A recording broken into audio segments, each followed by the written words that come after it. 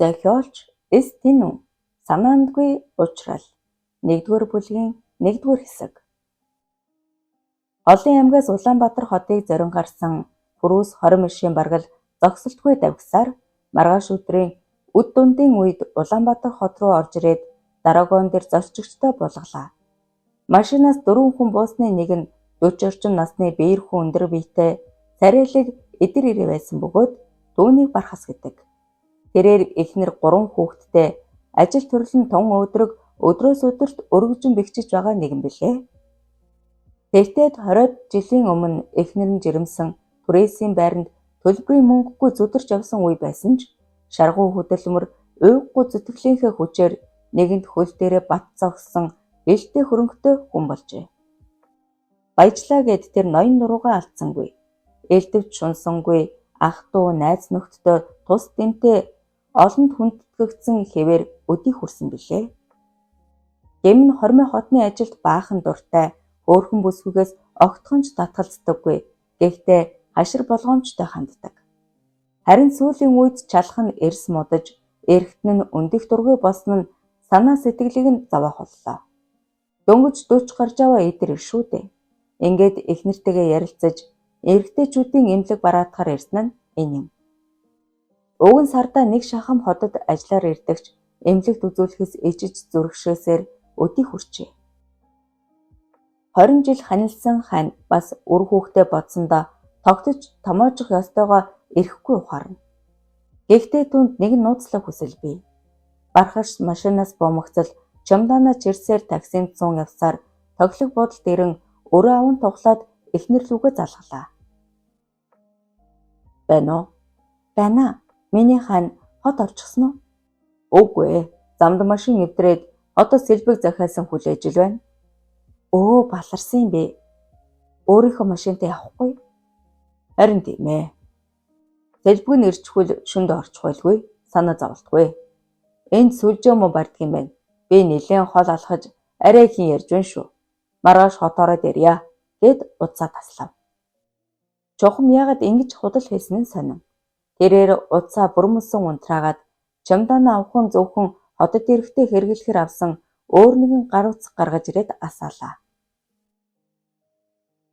Саяхан нээсэн хурамч фэйсбүүк рүүгээ орон нилээн будилж санхүү аван гэсэн заруудыг нэм бүрчлэн шүүлж үзээд 2-3 охин руу хай гэсэн чад явуулж орхиод 2 группээр мөнгөний хэрэг болсон боломжийн өгтөд туслан найдвартай ах нь байна чат гэж бичиж орхиод шүршүрт орлоо. Энэ үйлдэлийг хийхдээ дэмий ч юм болов уу гэж хэдэнтэй бодож үзсэн ч зориглжээ. Шайган асгар хүйтэн бүлээн ус өвч биеийг бөмбөрдөн асгарах үед өнөөхөл нууцлах хүслэн сэдрэн бүх биеэр нь эрчлэн гүйх цус улмал хурцах мэт санагдаж сэрэл хүслэн асжээ. Би зүгээр л эхнэрээсээ уйдсан хүн юм байна. Ингэж болно гэж үү? Хэмээн өөрийгөө зөвхөн бодовч уяг тачаал гэжийг ялан дэлж чадахгүйгээл тэр мэддэг. Шүршүүрээс гармагц буудлын ресторанаас хоол захиалаад чемоданаа уухан шил вискиг гарган хундаглаж нэг хүнтэрж орхиод тухлан хэвтлээ.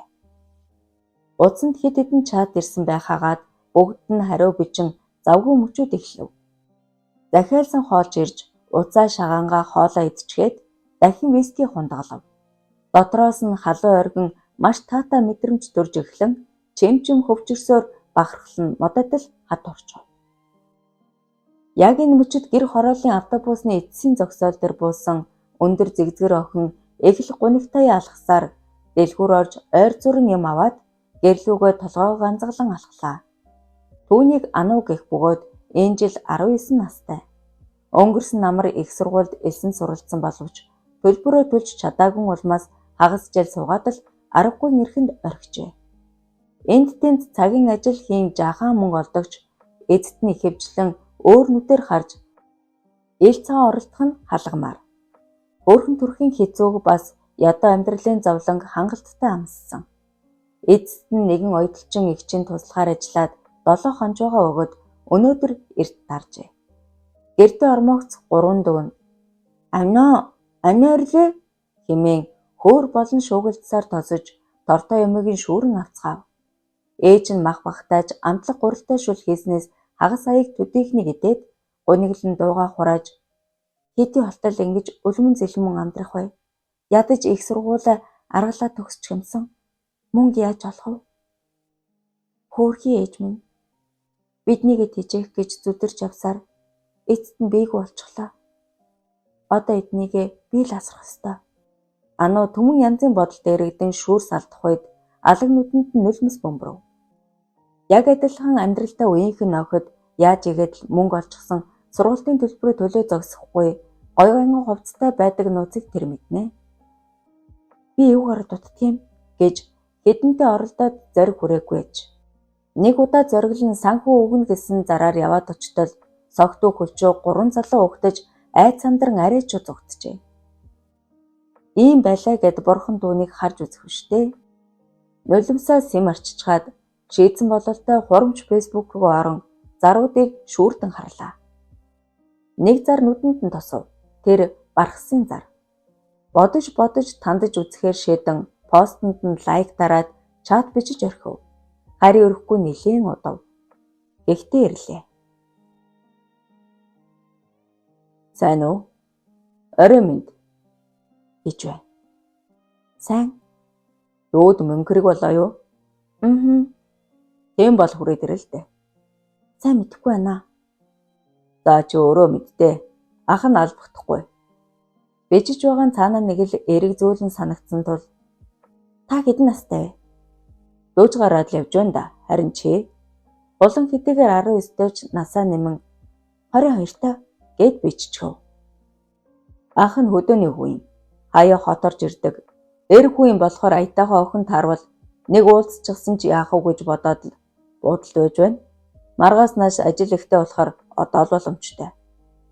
Ануу эргэлзэж тэнгэлсэн хэсэг сов. Тэгснэ. Би ингэж явж үзээгүй хаа. Тэр зүйлдээч сайн биш.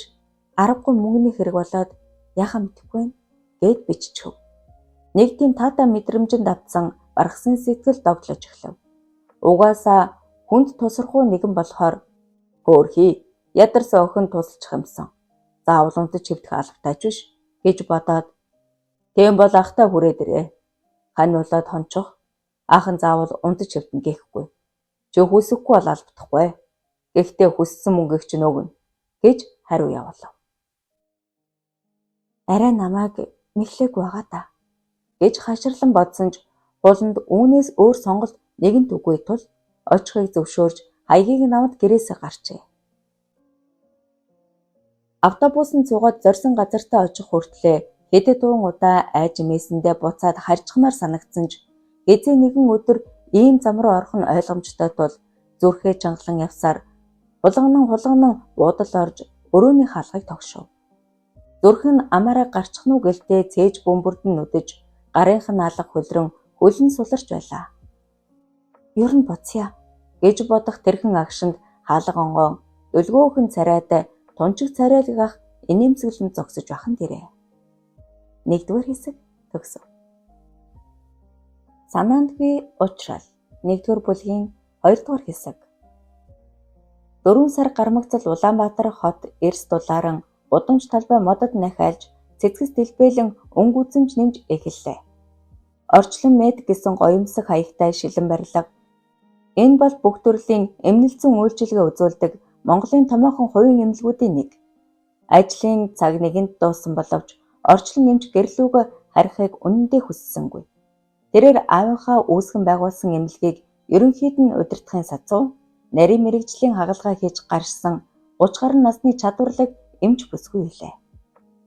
Сайн эцгийн буянд сайхан амьдарч яваа хэдийч үрийн зулаа өнөрлөж чадалгүй нууцхан гунигт автан шаналж яваа дундаж өндөртэй задгаа тавьсан хүрэн баруус хөх хөгзөг сайтай гойд сайхан бүсгүй. Үйлэлэг ногоон туяатай томоолог нүдэнд нь гуниг санаашрал үе цугалцах хагаад гар утсаараа хэн нэгэн лүү хэдэнтэй залгах санаатай дугаараа цуглуулад болчихов. Өндөр хөгжилтэй гадаад оронд эмчийн мэрэгжил эзэмшсэн орчлон хүүхэд ахуйгаас л аавыгаа даган эмнэлгийн ахуй орчин дасаж хүмүүжин энэ амьдралд шунан дурлаж эдүүгээ мөрөөдлөө гүйцээж яваа нь энэ үлээ. Хайртай аавынхаа хүслийг биелүүлчих санаатай хичээсэн ч Нөхөр нь үр тогтоох боломжгүй гэж онцлогдож, эцэст нь үр тогтоох арга чарга бидрэн донор болох боломжийн хүн хайж явсаар олжээ. Гэхдээ тэр хүн зөвшөөрөх хэсэг нь эргэлзээтэй. Хөдөө аймгийн нэгдсэн эмнэлэгт ажилладаг найзаасаа анх сонсож, шинжилгээнүүдийг нь үзээд л энэ хүн бол яг тохирно хэмээн дуу алдаж нөхөрнж өгдөөгүй зөвшөөрчээ. Бүх юм санаанд оромгүйгээр эргэж өнөө хүн тис өөр шалтгаанаар орчлон мэд эмнэлэгт хандсан нь бөөн зол болж орчлонгийн сэтгэлд нар гихэн тэрэ.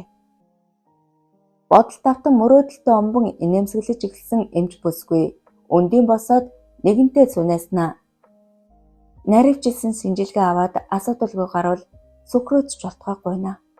Хэдэн сая төгрөг өгсөн ч ер нь юу ч өгсөн бэлээ хэмээн шивгнээд өрөөнөөс гарлаа. Цахилгаан шатаар доош бун хүлээн авах руу орвол үеэлдөө болдомж тосон уулзаад "Захирлаа.